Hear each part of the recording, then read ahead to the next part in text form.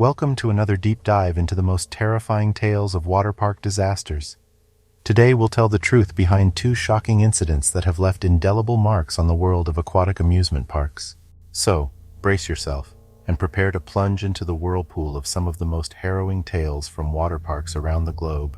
In the heart of a bustling city, there stood a magnificent monument to the world of entertainment, the West Edmonton Mall. This colossal structure housed not only shops and restaurants, but also a myriad of thrilling attractions. Among them was the legendary World Water Park, a place where laughter echoed and unforgettable memories were made. It was here that our story begins, with a family celebrating a special day that would take a shocking and unexpected turn. In the summer of 2018, the Clark family arrived at the water park, eager to celebrate the third birthday of one of their youngest members. The sun was shining, the water was glistening, and the atmosphere was electric with excitement. 9 relatives, young and old, gathered together, ready to enjoy the exhilarating water slides and refreshing pools that awaited them. Little did they know that this seemingly perfect day would take a dark and chilling turn. The World Water Park, an aquatic oasis nestled within the grand West Edmonton Mall, was a beloved destination for countless families. With its towering slides, massive wave pool, and inviting 88-degree Fahrenheit air, it was a wonderland for water enthusiasts. From beginner slides for the little ones, to the adrenaline-pumping extreme slides for the daring, there was a thrill for everyone. On this fateful day, Claire Clark, a brave and adventurous soul, decided to conquer the corkscrew, an intermediate slide that had been twisting and turning since the park's opening in 1986.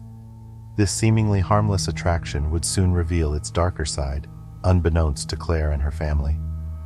As Claire ascended the stairs to the slide's entrance, she was greeted by the water slide attendants. They diligently checked for any signs of danger, but tragically missed one crucial detail. Claire's ring, a beautiful piece of jewelry that adorned her right finger, was about to become the catalyst for a horrifying event. With her heart pounding and her excitement building, Claire grasped the mesh and foam padding at the top of the slide, preparing to launch herself into the winding tunnel. In that fateful moment, her ring became entangled in the material, and as she hurtled down the slide, her finger was mercilessly transformed. The skin was ripped at the first knuckle, leaving nothing but exposed bone. Emerging from the slide in a state of shock and agony, Claire clutched her mangled hand, desperately trying to keep it out of the water. Her husband, waiting for her at the bottom of the slide, rushed her to receive first aid. Despite the severity of her injury, Claire's thoughts were with her family and the trauma they had experienced alongside her. Meanwhile, her daughter, unaware of the extent of her mother's injury, dove into the pool to retrieve the lost ring. To her horror, she discovered not only the ring, but also her mother's severed finger. A lifeguard quickly retrieved the gruesome find, and it was rushed to the hospital, along with Claire. Upon examination, the doctors delivered the devastating news: the finger could not be reattached. With no other option, they amputated what remained, while Claire's daughter sat by her side, offering her strength and support. In the aftermath of this harrowing ordeal, Claire questioned the safety measures in place at the water park. She insisted that her rings were visibly prominent, yet none of the attendants warned her of the potential danger.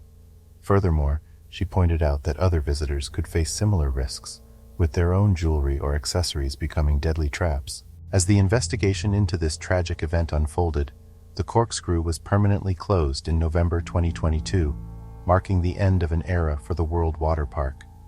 The haunting tale of Claire Clark's ill-fated ride became a stark reminder of the dangers that can lurk in even the most seemingly benign places.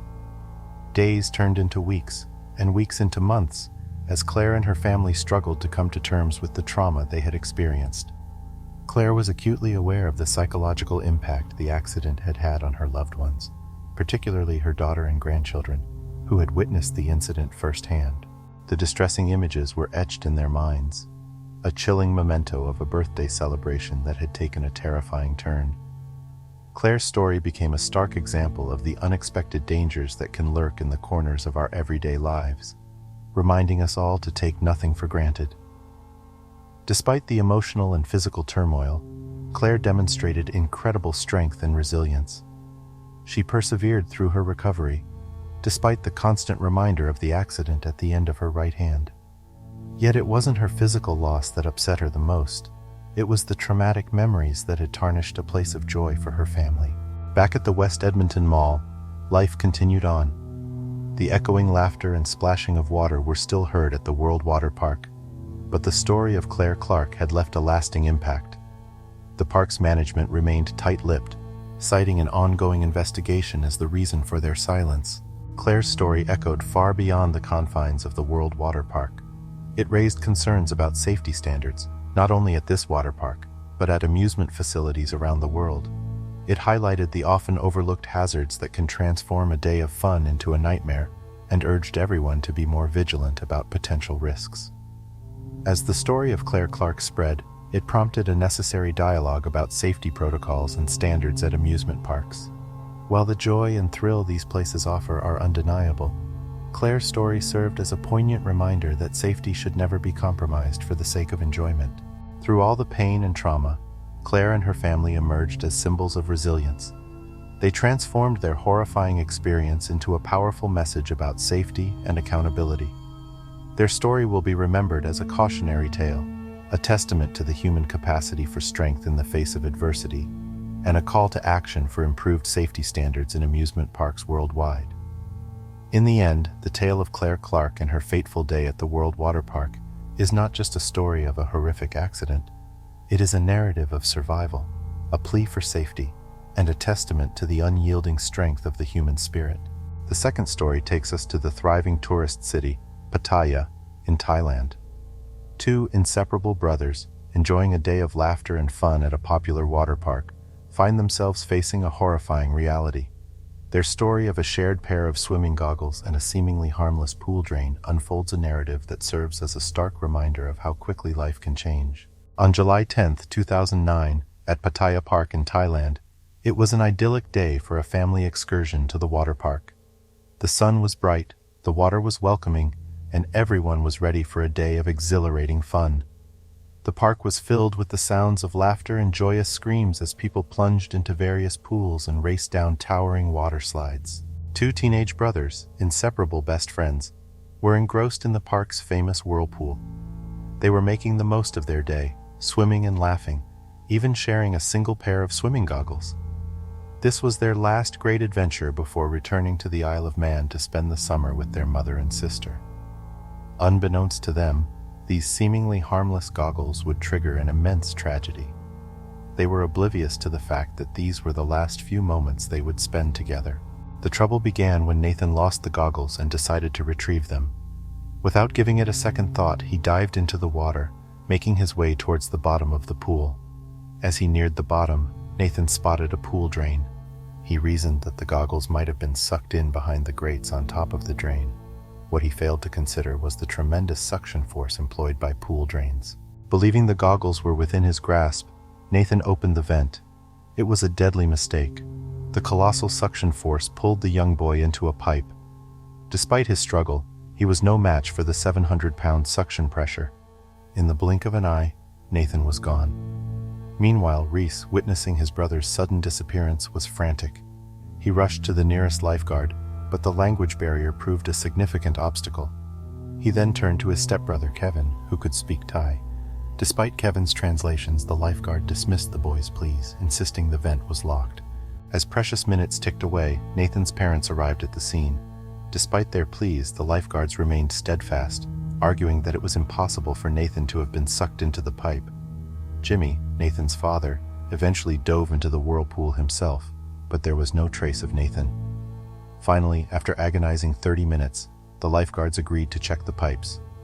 Upon opening the hatch leading to the pump room, Nathan's lifeless body was discovered. He had been sucked into the water pumping system's pipe. In the years following Nathan's tragic death, his story has served as a grim reminder of the dangers of suction entrapment in pools. From 1999 to 2008, suction entrapment led to 83 fatalities in the U.S. alone. By the time Nathan's father persuaded the lifeguards to take their concerns seriously, the young boy had already been submerged for approximately 30 minutes. Jimmy Clark, despite realizing his son was gone, attempted mouth-to-mouth resuscitation. It was a desperate act of a father unable to let go of his child, but it was sadly too late. Adding to the immense grief was the behavior of a film crew present at the park. They saw the tragedy as an opportunity to profit, taking photographs and videos of Nathan's lifeless body.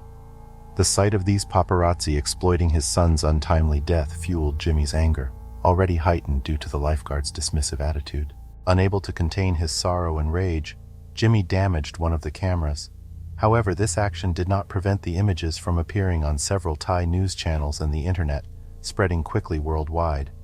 Even Nathan's mother back in the Isle of Man was exposed to these images.